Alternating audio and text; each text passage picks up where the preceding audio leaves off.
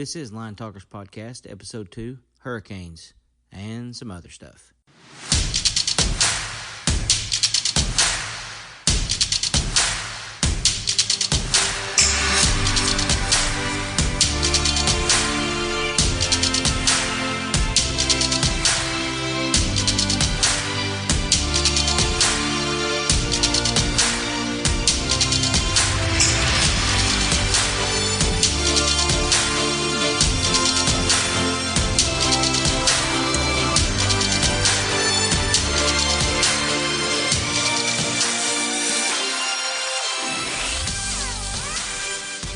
We're back for episode 2, and if you guys listened to the first episode, I had 2 awesome ladies on there, line wives, Cam and Kim, and so today I've invited Kim back to help me do the show. Kim and I have known each other for quite a while from some time that I spent in California, and so I've invited her back to help me talk a little bit about things this week. Hi guys, I'm so glad to be back here to visit. Thanks for asking me, Kenny. Yeah, I didn't really ask you. I think I kind of told you.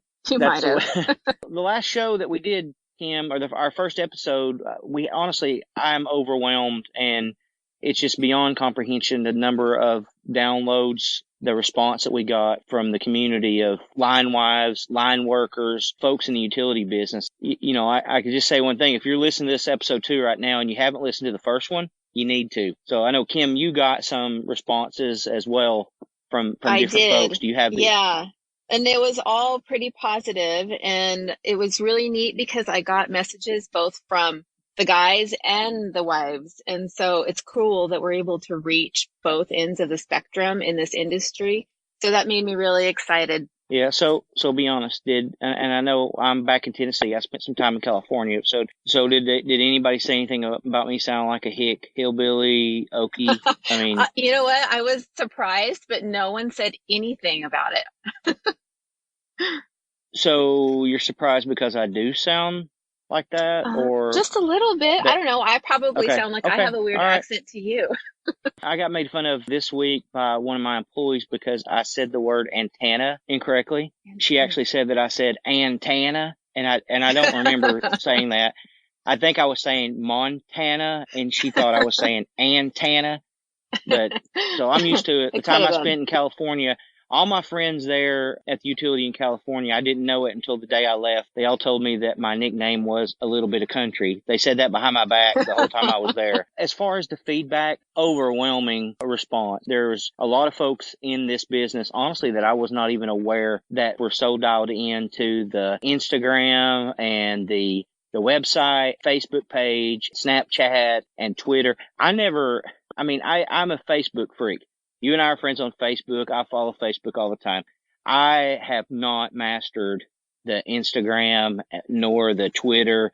I mean, what do you tweet? I mean, I struggle with that, but the response has just been overwhelming. And so I love it. I've gotten a lot of messages through Facebook. I've gotten a lot of messages through Instagram, and I feel like Instagram is so much more low key compared to Facebook. There just doesn't seem to be as much drama. So I kind of prefer Instagram over when I'm listening to people do their videos on Facebook, because, they always post a lot of stuff like that.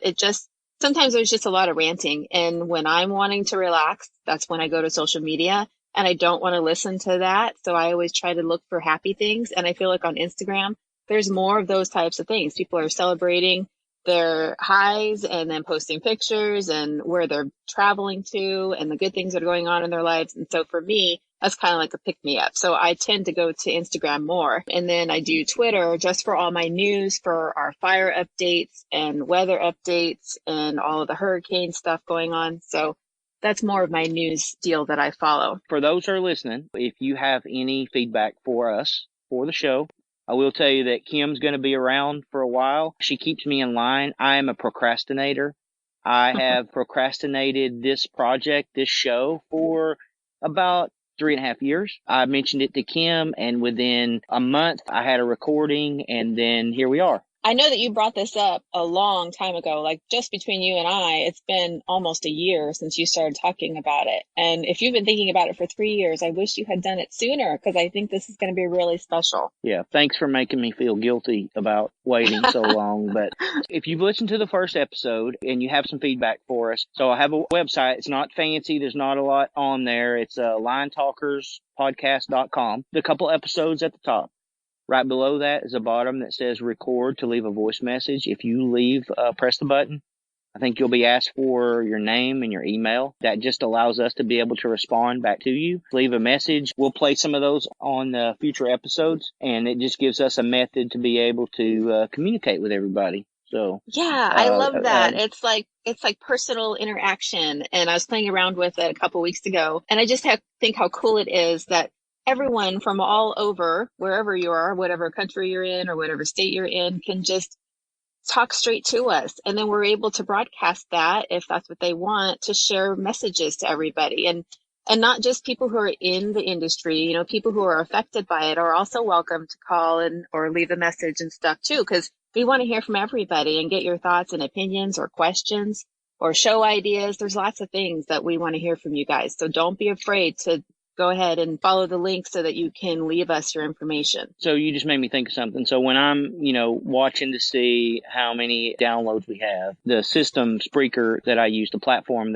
that we use to host the show, actually will show you how many downloads, and it'll actually show you what states folks are from. And I haven't checked it in a while. I'm glad you mentioned that, whatever country you're in, because I remember like the first 10 episodes or so that were downloaded, one of them was from France. And I thought, how cool is that? Again, a hick from Tennessee has a podcast, and somebody in France, I'm thinking, did they get a wrong website, or, what happened here that they actually listened to the show? But it is kind of cool that podcast and via the internet, you can hear all over the world. Yeah. Well, if there's only one France guy that downloaded, please go to the website and leave us a message. We'd love to hear from you. Yes, absolutely. In English.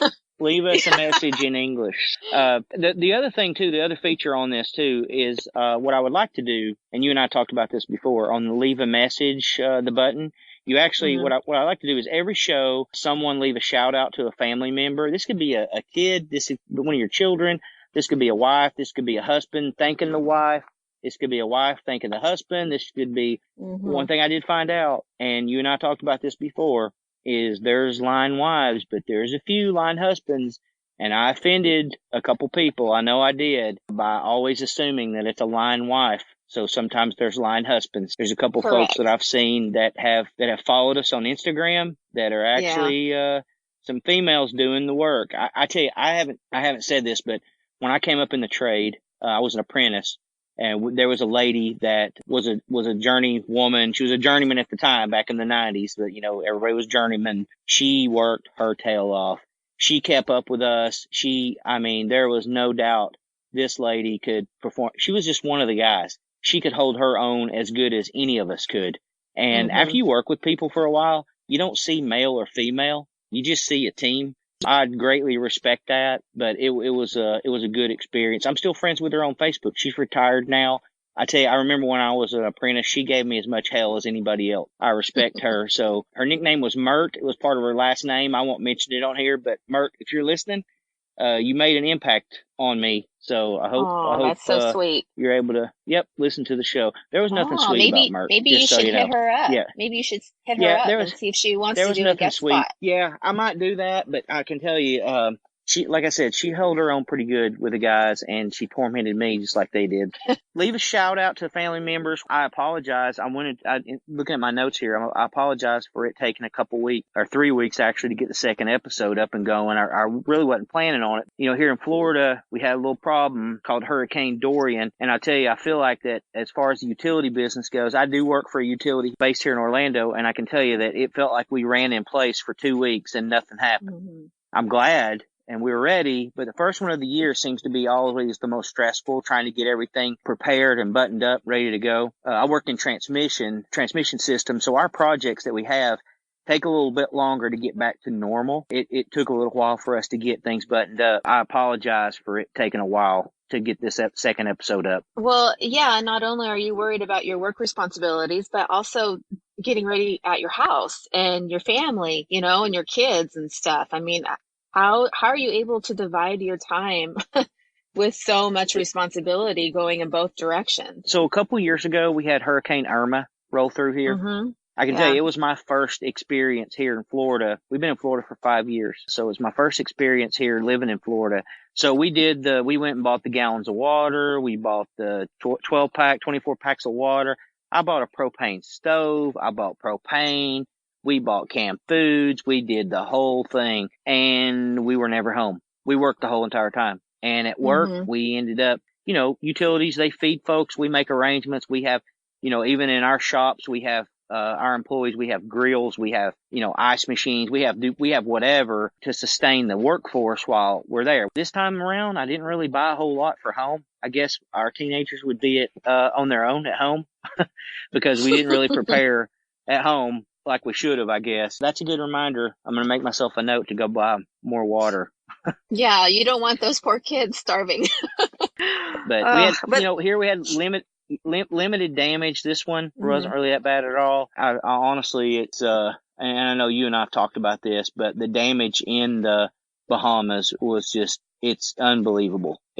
Yeah. I just overwhelming. So sad to see the footage and see everything totally just blasted, like a bomb went off literally, and it's on the whole Grand Bahama Island like that. It's just awful. You know, what's weird is there's flights that leave out of Orlando and go there for relief flights. We still hear about them on the news here locally. It's amazing to me how close the Bahamas are. I went on a cruise 2 years ago, I guess, and Nassau was our last stop on the way back to Miami. Cruise ship, I think it took about 8 or 10 hours to get back. But, Hmm. the Bahamas, if I'm not mistaken, you can get to like the west end Bahamas to like Fort Lauderdale. It's like 40 miles. It's like Yeah, 45, 50 miles off the coast. yeah, I think you're right. I think they're like the second closest country to the United States next to Russia. Oh, Yeah, that's not touching already, because I think that's Mexico's pretty close. yeah. Well, sure. Where you actually have And to go over the Canada, water. and Canada, and Canada, they're closer, I think. Shut Kim, up. I think Mexico and Canada are a little closer. Yeah. I was reading and it said specifically that it was 180 miles off the coast of Florida, but that it is one of the closest countries next to Russia where you have to go over the water to get to. Okay. I got Smart you. ass. I have some contacts in the Bahamas, actually.